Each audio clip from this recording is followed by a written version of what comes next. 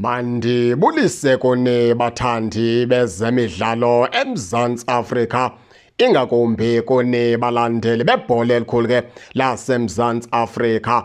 Sizawuthetha ke lapha ngoThabo Cele, sithethe ke lapha ngoPaseka Mako, ngoba sisanxepha kwinkundla zokuxhomana abantu bakhombe iminwe kula madoda amabini bathi ngawona azene bhadi phayizolo kwiqela ke leKaizer Chiefs. Abanye batyhola ngelithi ke ngabona babethi seyiKaizer Chiefs, abanye bathi uThabo Cele kudala ke bembona ukubana akasafuni ukudlala, unenkani akasafuni udlala kwaye akasafuni uperforma pha kwiKaizer Chiefs. Abasiboni ke nesidingo sokubana ke baqhubeleka abaqeqeshi bamsebenzisa ngoba engena nje baleni uyaboneka into yokubana akafuni udlala.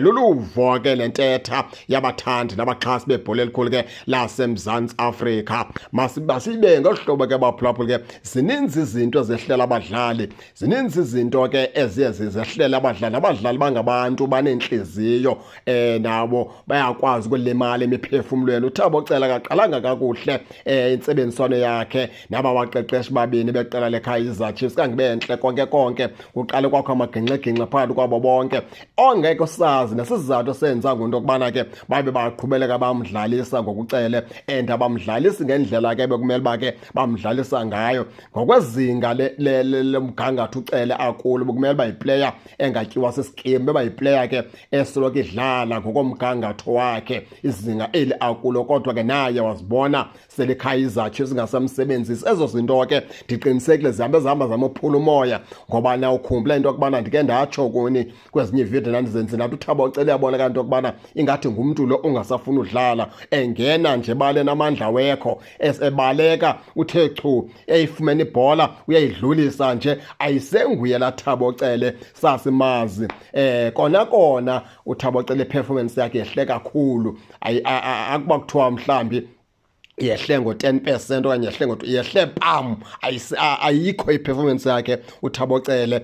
Ndicinga uba mhlawumbi umfana omdala kusekuninzi ke esafuneka kuphakamisile kulungisile, okanye mhlawumbi ke zimeko eziye zamenza wazibona ke sehlelwa iperformance umfana omdala pha izolo. Umfana omdala kangakwazi konke ukukontrola umdlalo, kangoba abantu abaninzi bebebuza uba uyephi na uSiphelisihle Ndlovu azothatha indawo yakhe, okanye ngcono kubuyisela uSibongiseni Mthethwa mhlawumbi naye angafike ajingxe kwesasizwe, ngoba umsebenzi kaThabo Cele bebesengabasawubona abantu phaa kula midfield eqela ke leKaizer Chiefs. Kodwa sinethemba lokubana ke uThabo Cele kwawuphinda mfana omdala kulunge, uzawuvuka uvutha into ebalulekileyo kuwe mfana omdala. Phakamisa ngoku, yiba nomdla, dlamke emzimbeni, ubona kanti ukubana unomdla wokudlala. Mfana omdala mawungathi xa kwehlelwe iperformance uLebogang Mabuye kucaba iteam iphelile, ngoba Mabuye naye iperformance yakhe ibiyehlile pha izolo. Siye ke pha kuPaseka Mako.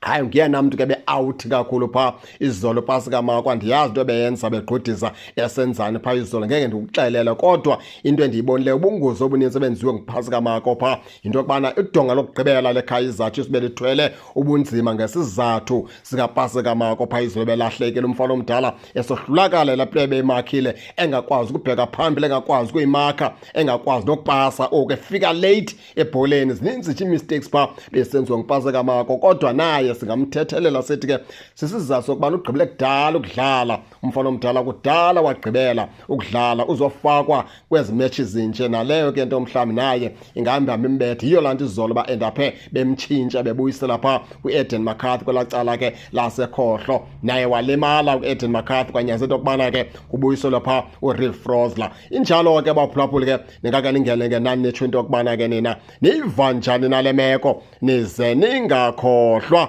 usubscribe kule channel kuze ningaphoswa zezemidlalo endizanothulela zona kwixa elizayo kakuhle babukeli.